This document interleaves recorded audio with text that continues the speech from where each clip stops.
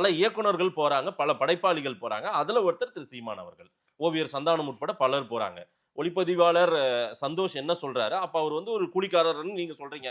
அப்படிதான் கூட்டு போனது. அவர் கூலி பேசிட்டு தான் போனாருன்னு சொல்றீங்க.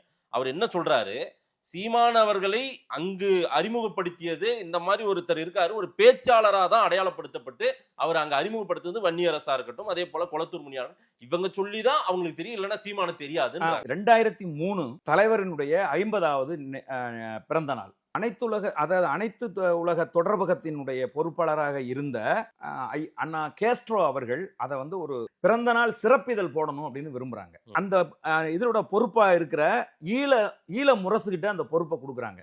இதை அறிஞ்சு தலைவர் அதை மறுத்துறாரு. உடனே இப்ப கேஸ்ட்ரோ அண்ணா என்ன செய்யறாருன்னா, பேபி அண்ணாவை போய் பாக்குறாரு, யோகி அண்ணாவை பாக்குறாரு, பாலகுமாரன் அண்ணாவை பாக்குறாரு. போயிட்டு இது வந்து பின்னாடி வரக்கூடிய நம்முடைய தலைமுறைக்கு தலைவர் குறித்து உலகம் முழுதும் இருப்பவர்கள் என்ன நினைக்கிறாங்கிறத நம்ம தொகுத்து கொடுக்க வேண்டியிருக்கு. அதனால இதற்கான அனுமதியை வாங்கி கொடுங்கிறாரு. அனுமதியை கொடுக்குறாரு. ஆனா ஒரு கண்டிஷன் போடுறாரு. என்ன கண்டிஷன்னா, யார் கட்டுரை எல்லாம் இதுல வரப்போகுதுங்கிற லிஸ்ட் என் டேபிளுக்கு வரணும். நான் யார் இதை வந்து ஓகே பண்ணி கொடுக்குறோனோ அவங்க கிட்ட மட்டும்தான் நீங்க கட்டுரை வாங்கணும் அப்படிங்கிற ஒரு கண்டிஷனை போடுறாரு. அந்த கண்டிஷன் போட்டு அப்படி கட்டுரைகள் வந்தபோது அதில் ஏதேனும் வரலாற்று பிழையான தவறு நடந்துடக்கூடாதுன்னு நேரம் ஒதுக்கி ஒவ்வொருத்தருடைய கட்டுரையும் உட்காந்து படிச்சு ஓகே பண்ணி அதுக்கப்புறம் அந்த நூல் வந்து அந்த பிறந்தநாள் மலர் தயாரிக்கப்பட்டுச்சு. அந்த பிறந்தநாள் மலர்ல அண்ணன் செந்தமிழன் சீமானின் கட்டுரை இருக்கு. இது சந்தோஷங்கிற ஒருத்தருக்கு தெரியாது.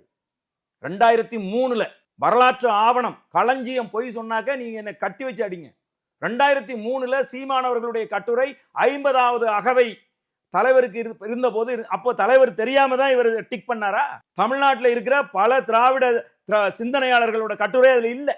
அண்ணன் கொளத்தூர் மணி கட்டுரை இல்ல, கோவை ராமகிருஷ்ணன் கட்டுரை இல்ல, கி வீரமணி கட்டுரை இல்ல, அண்ணன் திருமாவளவன் கட்டுரை இருக்கு, வைகோ அவர்களுடைய கட்டுரை இருக்கு, டிராட்ஸ்கி மருது கட்டுரை இருக்கு, இன்குலாப் அவர்களோட கட்டுரை இருக்கு, பல நெடுமாறன் கட்டுரை இருக்கு, தியாகு கட்டுரை இருக்கு, மணியரசன் கட்டுரை இருக்கு, சீமான் கட்டுரை இருக்கு.